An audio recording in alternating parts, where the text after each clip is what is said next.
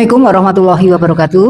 Waalaikumsalam warahmatullahi wabarakatuh. Jumpa kembali nih Pak Bahri dan para pemirsa podcast KUA Wirobrajan. Salam sehat selalu. Semoga Allah selalu melindungi kita. Amin. Amin. Amin. Pada kali ini kita ketemu kembali tentunya dengan topik yang akan kita bahas menarik ini, terutama bagi orang tua ya Pak Bahri. Ya, kita betul, termasuk betul. orang tua ya. Orang yang sudah tua. Orang ya. yang sudah tua ya. Dan pada kesempatan ini yang akan mengupas tuntas gitu ya, permasalahan yang mungkin akan kita jadikan topik pada saat ini adalah apa sih tipe-tipe menantu idaman. Nah, menantu yang tentunya menjadi idaman bagi para calon mertua. Dan pada kali ini akan dikupas tuntas oleh Ustadz kita Bapak Agus Saiful Basri, SAG MSI, yang kebetulan beliau juga penyuluh agama di KUA Wirobrajan. Selamat sore Pak Selamat Bahri ya. sore Bu Indira. Sehat ya, alhamdulillah. Bihair. Ini Pak Bahri, gimana? topik kali ini menarik ya.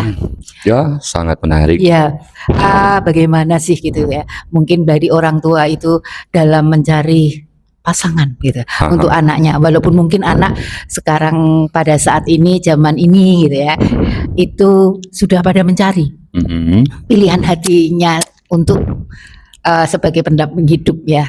Tapi sebagai orang tua gitu kan, itu tentunya pasti punya harapan yang terbaik untuk anaknya. Salah satunya adalah mengharapkan mendapatkan menantu idaman yang harapnya tidak hanya dunia saja tetapi sampai akhirat nanti. Nah, mungkin dari Pak Ustadz Bahri kira-kira apa sih kriteria mungkin menantu yang bisa kita jadikan katakanlah masuk kriteria supaya anak kita tentunya bahagia dunia akhirat.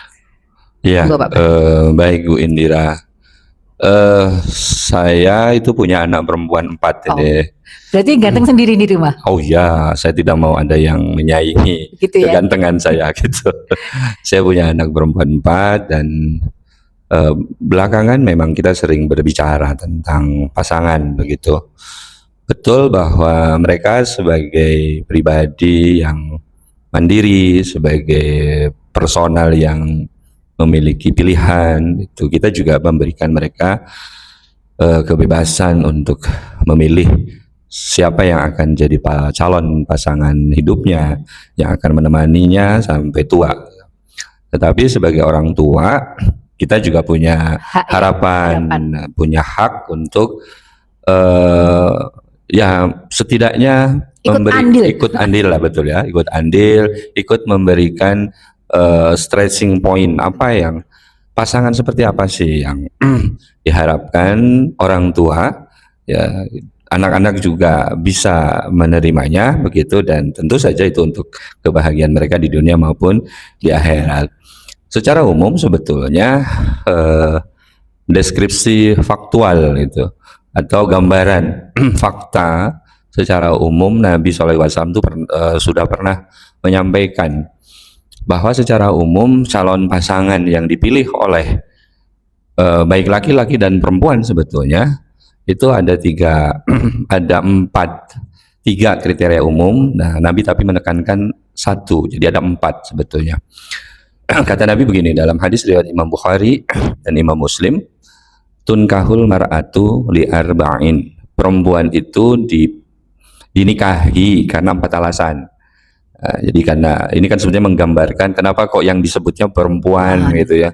Ya karena secara kultural, secara budaya saat itu perempuan dipilih gitu kan. Kalau sekarang kan perempuan malah kadang memilih kan. Gitu. Maka hadis ini juga sebetulnya berlaku bagi laki-laki nanti. Tunkahul mar'atu li arba'in, perempuan itu dinikahi karena 4 alasan.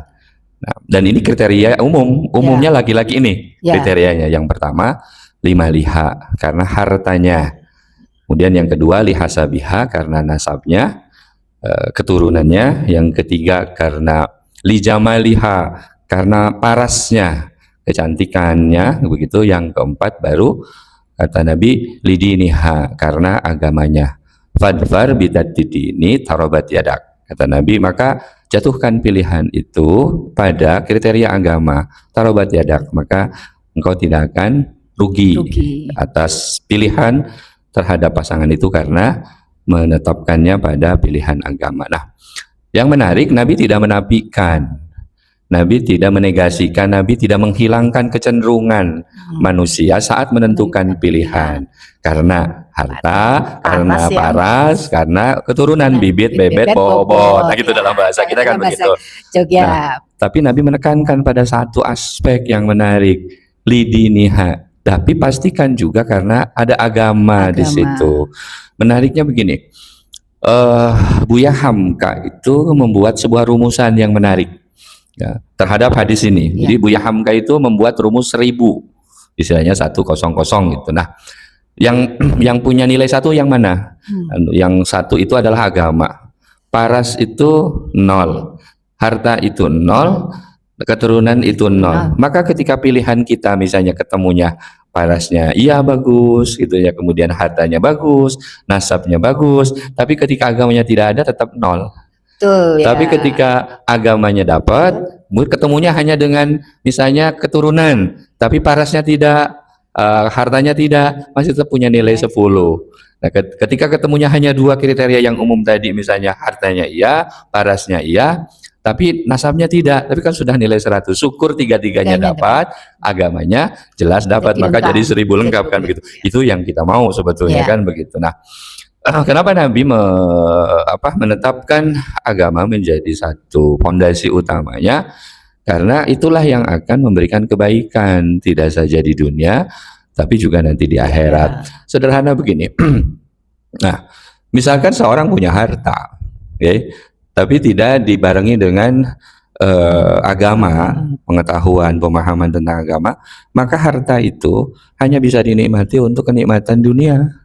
Lupa dengan harta untuk dia bisa nikmati di akhirat, maka lupa berzakat, maka lupa bersedekah, kan misalnya begitu. Syukur kalau seorang pasangan yang kita nikahi, anggap saya misalkan laki-laki menikahi pasangan saya seorang perempuan, dia agamanya bagus, kemudian suaminya mendapatkan harta dilalah banyak gitu kan, maka kemudian terpenuhi itu kebutuhan, skincare-nya terpenuhi, ke mall-nya sering, healingnya juga, tapi kemudian istrinya juga mengingatkan, Mas, ojo lali zakat malnya Mas, orang yang zakat mall toh, karena itu loh, jadi zakat malnya ya Mas, iki wis anu loh, wis setahun gitu ya, supaya dihitung yuk zakat malnya piro. Jadi urusan dunianya kena, tapi urusan akhirat serang diingatkan. Kalau punya pasangan seperti itu kan, wah senangnya banget gitu kan, senang banget.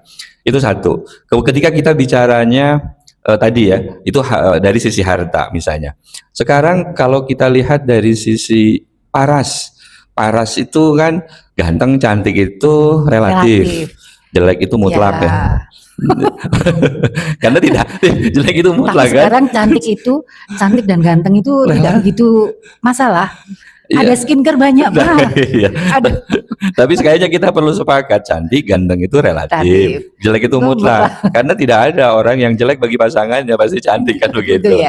Jadi nah, bagaimana cantik dan jelek itu cara memahaminya? Cara memahaminya tentu saja bukan semata-mata fisikal. Ketika agama yang dipakai gitu kan sebagai dasar untuk mengambil suatu iya betul, waktu pertama kali memilih pasti paras, senang gitu. Karena itu yang pertama dilihat ya Pak. Nah, itu yang pertama dilihat. Cuman di balik itu kan tadi ada istilah ganteng, kemudian cantik itu relatif. Karena ukuran seorang saat menentukan ganteng dan cantik tidak sama, satu itu. Tapi yang terpenting sebetulnya paras itu adalah ketika kehadiran pasangan kita itu membuat diri kita menjadi nyaman saat ada masalah. Ketemu pasangan bukan menambah masalah, tapi malah mengurangi masalah.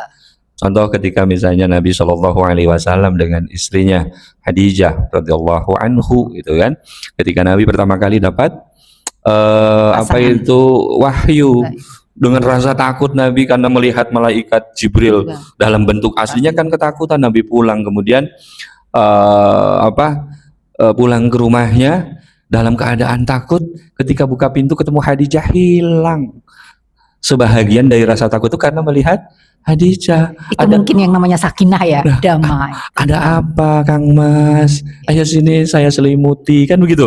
Jadi rasa takut itu hilang. bapak, suami gitu kan, pulang dari kantor banyak masalah ketika datang ke rumah, ketika melihat istri, atau sebaliknya misalnya si istri melihat suaminya, apa yang masalah di luar tuh ketika masuk ke rumah tuh hilang karena melihat pasangannya. Nah, itu jamal namanya.